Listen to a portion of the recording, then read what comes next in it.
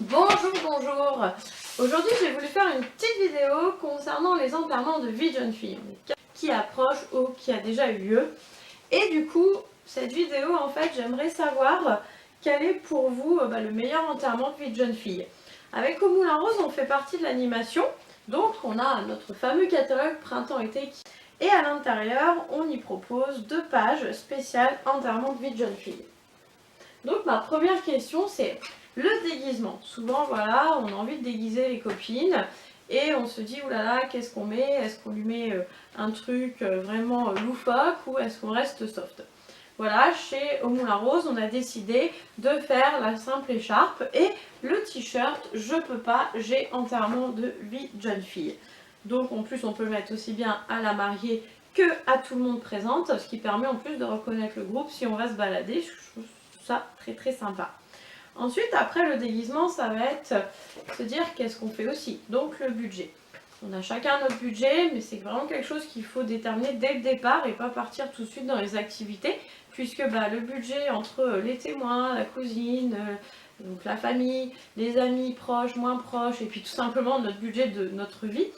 Donc je trouve que c'est très important déjà de fixer un budget qui soit assez clair.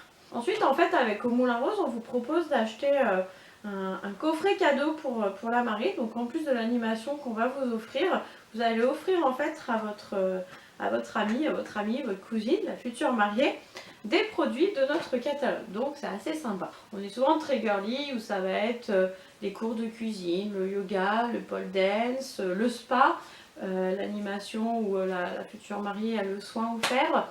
Donc voilà, j'aimerais aussi savoir pour vous qu'est-ce qui a été la meilleure animation d'enterrement de vie de jeune fille. En ce qui me concerne, j'ai eu la chance il n'y a pas très longtemps de faire mon premier enterrement de vie de jeune fille en tant que copine et pas en tant que vendeuse d'égérie au Moulin Rose. Et là, c'était une nouvelle expérience pour moi. Donc ce que j'ai vraiment adoré, c'était déjà l'animation. Donc on a fait un spa à domicile, c'était super. Ensuite, on a fait un shooting photo, donc ça pareil, c'était assez sympa d'être tout ensemble et de poser. En plus, la future mariée s'est bien pris au jeu et on ne s'attendait pas à ça, parce qu'elle disait toujours non, j'aime pas être prise en photo, et là, ça a fonctionné. À la fois, c'était aussi pour la préparer pour le jour J du mariage. Il fallait qu'elle s'habitue à être devant un appareil photo.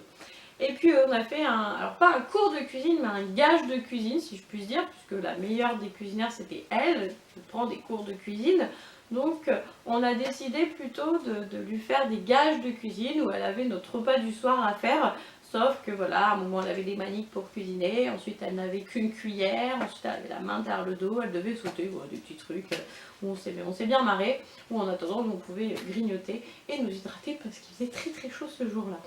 Et puis on a fait aussi un espace game, alors ça j'ai vraiment adoré, puisque le thème de l'espace game à 3, c'était sur, voilà, vous vous réveillez après une bonne soirée arrosée, et puis là la copine a disparu mais vous ne vous souvenez plus du tout de la soirée. Et donc on a dû découvrir, retrouver notre copine de cette soirée, et ça c'était vraiment très rigolo.